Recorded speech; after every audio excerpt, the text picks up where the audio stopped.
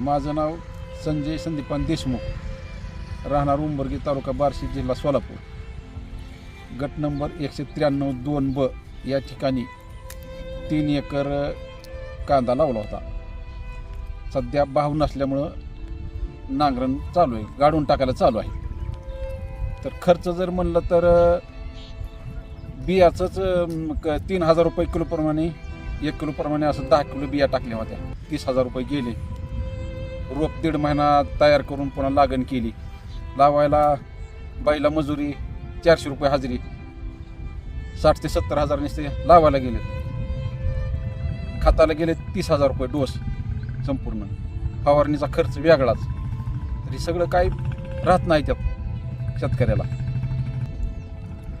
त्याच्यामध्ये सुरुवातीला आम्ही एक खेप 80 कट्टे नेले होते. तर 21,000 रुपये बायांची नुसती मजुरी होती. बारदाना 50 रुपयाला, त्याच्या 4,500 वेगळेच.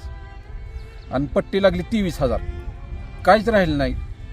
नुसत्या काढणीचा खर्च सुद्धा निघत नाही आता सध्याच्या ह्याच्यात. पहिला तर खर्च सोडून द्या लागणीचाही. आता नुसता काटणीचा आणि ह्याचाच खर्च होत नाही, निघत नाही. त्याच्यामुळं आम्ही ही निर्णय घेतला आहे. या कारणामुळं आम्ही आता ही संपूर्ण 3 एकर नांगरायला चालू आहे, काढायला चालू आहे. तर आमची आता शासनाला एकच विनंती आहे, अनुदान तर द्या, पण अनुदानाबरोबर कांद्याला हमी भाव दिला पाहिजे, तर शेतकऱ्याला परवडते, नाही तर परवडत नाही काहीच. कमीत कमी शासनाला अशी विनंती आहे की कांद्याला कमीत कमी 3,000 रुपयाच्या पुढे तरी भाव पाहिजे, नाहीतर शेतकऱ्यापुढे आत्महत्येशिवाय पर्याय काही सुद्धा उरलेला नाही.